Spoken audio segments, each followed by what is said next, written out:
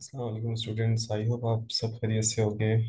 अच्छा बच्चों, ये जो वीडियो है ये मैंने बनाई है क्योंकि अभी आपने सुना होगा कि पीएमसी ने बोला है कि हर सुबह जो है वो अपने हिसाब से मतलब प्रोवेंशियल बेसिस पे टेस्ट लें। और पीएमसी के एमसीक्यू बैंक से वो कह रहे हैं, उन्होंने अपनी प्रेस कॉन्फ्रेंस में कहा है जो उनके प्रेसिडेंट है कि पीएमसी के जो एमसीक्यू बैंक है उससे ज़्यादा जो है वो नहीं आएगा या वो फॉलो मतलब नहीं होगा प्रोवेंशियल बेसिस पे जो उन्होंने मामलात बोले हैं। तो उसके हिसाब से मैंने कुछ एमसीक्यूज एंजाइम्स के जो है वो थोड़े से कंपाइल किए थे। मतलब ना ही टोटली सिंध के, ना ही टोटली उसके बाहर के, ये सब थोड़े से मिक्स हैं। इसमें जो सिंध बोर्ड की आपने देखा होगा या सुना होगा, न्यू बुक आई है, तो उसमें अच्छा खासा फेडरल की चीज़ उन्होंने कॉपी करी हुई है। लेवल उसका थोड़ा सा अपडेट किया है after so many years finally. तो बस बात ये कि सब चीज़ों को मद्देनजर करते हुए तो फिर मैंने कुछ एमसीक्यूज बनाए एंजाइम्स के। तो उसका इस वीडियो का जो पर्पस है वो इसमें मैं आपको एंजाइम्स के जो कुछ एमसीक्यूज जो हैं इनके आंसर जो है मैं एक्सप्लेन करूंगा। आई होप इसमें ऑलमोस्ट सारे बोर्ड्स इंशाल्लाह कवर हो जाएंगे। जो कॉन्सेप्ट है वो आपको आपको पता है, वो सिंध बोर्ड की जो पुरानी बुक है उसमें काफ़ी चीज़ें जैसे को फैक्टर गलत था, तो उसके हिसाब से फिर मैंने न्यू बुक के हवाले से भी किया है, फेडरल को भी ऐड किया थोड़ा सा सबका मिला के। तो लेट्स स्टार्ट। बेटा फर्स्ट जो एमसीक्यू है वो आपसे कह रहे हैं all of the following are true for an enzyme except. वो उसका मतलब ये है कि इसमें से सारी स्टेटमेंट बच्चों एग्जाम के हवाले से ठीक है एक्सेप्ट। तो जब भी ऐसे सवाल आते हो बच्चों तो सबसे पहले इसमें वो देख लो जो ठीक है। एंजाइम्स आर ग्लोबुलर प्रोटीन्स, ये ठीक है। नंबर सी, अगर हम लोग ऑप्शन सी देखें, enzymes remain unchanged after reaction, और आपको पता है enzymes before and after chemical reaction same होते हैं, यानी कि केमिकली एंड फिजिकली अनचेंज्ड होते हैं। Enzymes speed up the rate of reaction, that's why they are known as catalyst. तो अब आपके पास क्या बचा बच्चों? बी। और बी भी अगर आप देखें इसलिए भी गलत है क्योंकि इसमें लिखा हुआ है एक्टिवेशन एनर्जी इंक्रीज करते हैं, जबकि आपको पता है बच्चों एंजाइम्स जो है वो एक्टिवेशन एनर्जी को डिक्रीज करते हैं। And what is activation energy? It is amount of energy. It is the minimum amount of energy which is required to start a chemical reaction. तो enzymes decreases activation energy. तो इसका answer हो गया बच्चों B. ठीक है। तो ये चीज़ है, मतलब आपका कॉन्सेप्ट ऐसा हो कि आप पहले इसमें से वो एक्सट्रैक्ट कर लो, अलग कर लो जो आपको सही लग रहा है। And you should be confident, और उसके लिए आपको स्टडीज अच्छी करनी पड़ेंगी कॉन्फिडेंस लाने के लिए। तो सारा खेल जो है वो की पॉइंट्स को पकड़ना होता है एमसीक्यूज में पीएमसी के, when it comes to bio. और मतलब काफ़ी चीज़ें जो होती हैं वो सवालात में आप गौर से पढ़ लो तो फिर आपको याद अ, आ जाती हैं। Enzymes catalyse all of the following except. Enzymes इनमें से सारी चीज़ें मतलब करते हैं all of the following except. Enzymes cellular respiration में भी हेल्प करते हैं क्योंकि जाहिर सी बात है ये एक केमिकल प्रोसेस है। फोटोसिंथेसिस में भी एंजाइम्स चाहिए और डाइजेशन में भी एंजाइम्स चाहिए। ब्रीदिंग जो है बच्चों वो एक मैकेनिकल प्रोसेस है, इसमें सच एंजाइम्स नहीं चाहिए। इसमें तो आपके लंग्स की मूवमेंट है, इनहेलेशन है या एक्सलेशन है, डायफ्राम की मूवमेंट है। तो इसका आंसर है डी, ब्रीदिंग। अच्छा, क्वेश्चन नंबर 3 है बेटा, most of the enzymes are dash. Most of the enzymes are free floating.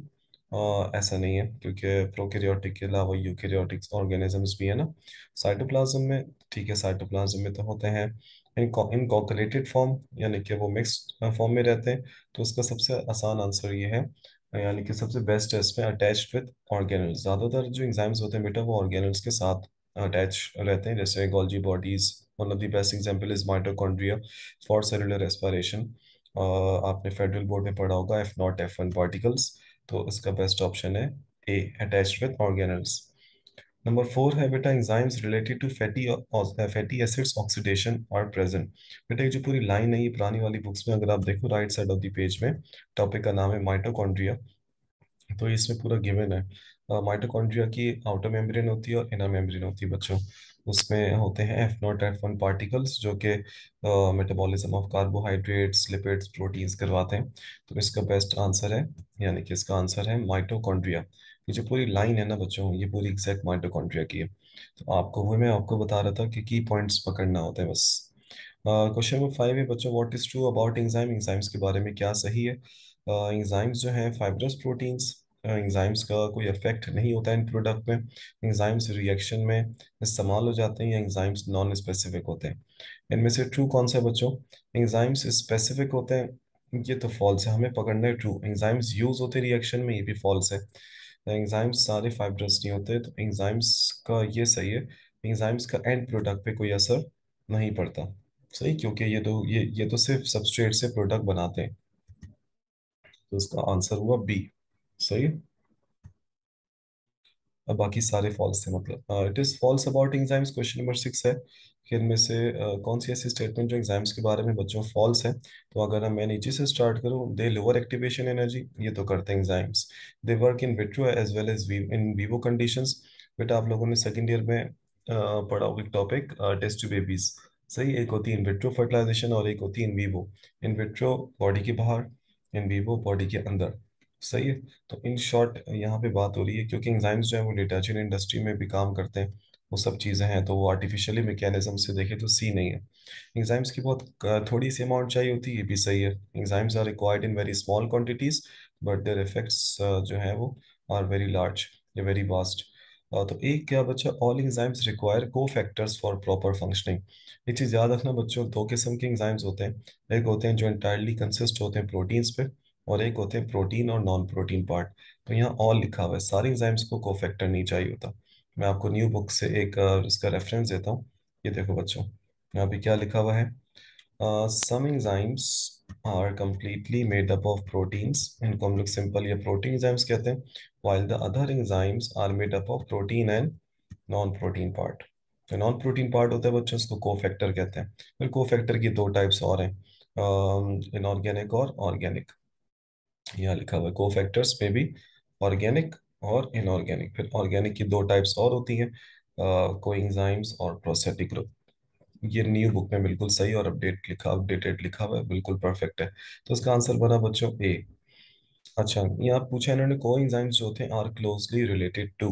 Coenzymes जो होते हैं बच्चों, उनका ज्यादातर ताल्लुक किससे होता है, तो ये विटामिन या वाइटामिन के डेरिवेटिव्स होते हैं। तो उसका आंसर है डी। सर इसका भी बता दें।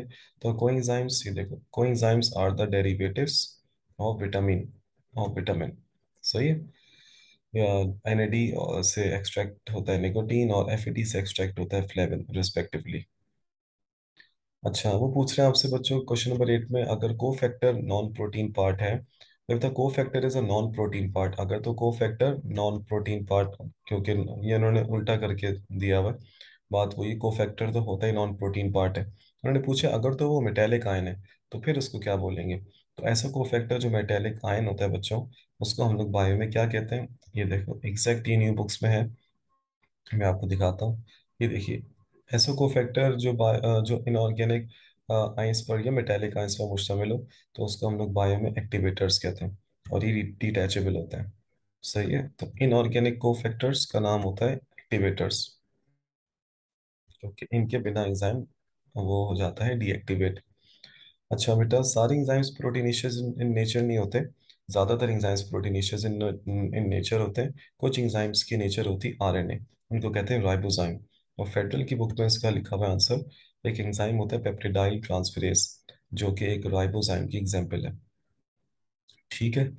अच्छा जी, क्वेश्चन नंबर 10 पूछा है कि enzyme substrate complex, ES complex.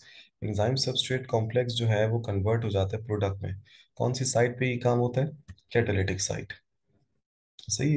New books में ये है बेटा, पुरानी बुक्स में नहीं था। एंजाइम की दो साइट्स होती हैं बच्चों, एक होती है बाइंडिंग साइट, जहाँ पे सबस्ट्रेट बाइंड होता है, ये देखो लिखा हुआ है। और एक होती है कैटालिटिक साइट, जहाँ पे रिएक्शन होता है। सही। तो यानी कि ये वही जगह होती है जहाँ पे सबस्ट्रेट प्रोडक्ट में कन्वर्ट होता है, तो उसका आंसर है कैटालिटिक साइट। आप लोगों ने बेटा पुरानी बुक से भी पढ़ा होगा, एलिस्टेरिक एंजाइम्स या एलिस्टेरिक इनहिबिटर्स वो होते हैं जो एंजाइम की एक्टिव साइट के अलावा कहीं आके लग जाते हैं। मिसाल के तौर पे, ये मैंने एंजाइम बनाया बच्चों, तो ये जो ग्रूव है, डिप्रेशन है, दिस इज एक्टिव साइट। सही। तो उन्होंने पूछा कि एलोस्टेरिक जो एंजाइम्स होते हैं बच्चों, उनकी कितनी साइट्स होती हैं। अब एलोस्टेरिक साइट तो बेटा कोई से भी ले लो अदर देन एक्टिव साइट, ये भी हो सकती है, ये भी हो सकती है।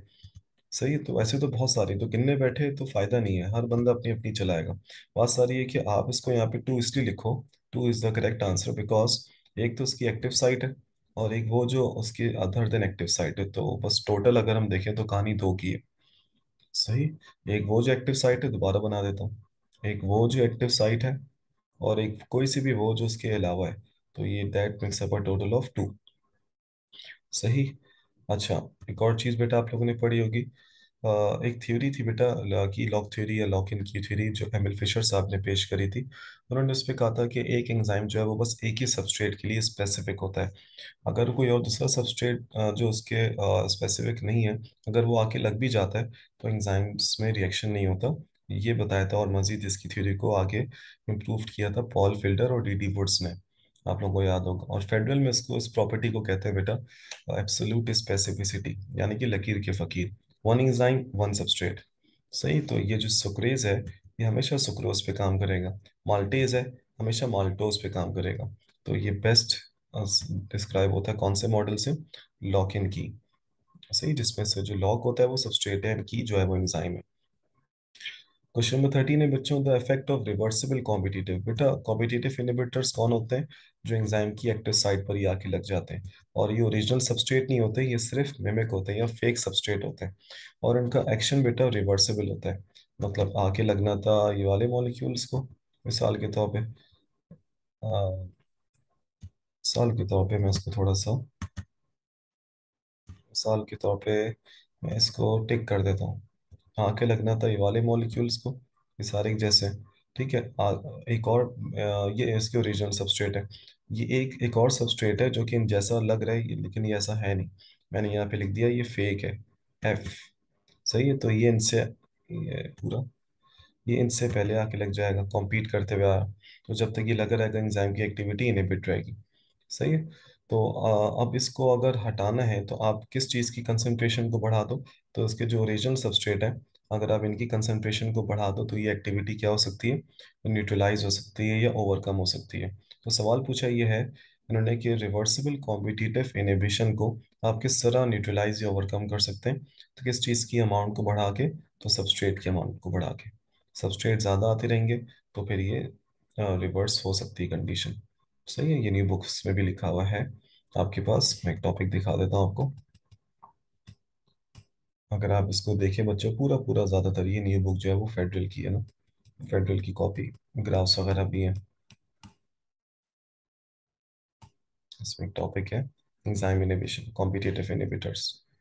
सही। यहाँ पे देखो, अगर आप चेक करो, लिखा हुआ है if this inhibition is reversible, it can overcome by increasing concentration of substrate. सही। तो ये चीज़ है। अच्छा बच्चों, एक एंजाइम होता है ड्यूडेनम में, आप लोगों ने फर्स्ट चैप्टर न्यूट्रिशन में पढ़ा होगा, एंटेरोकाइनेज।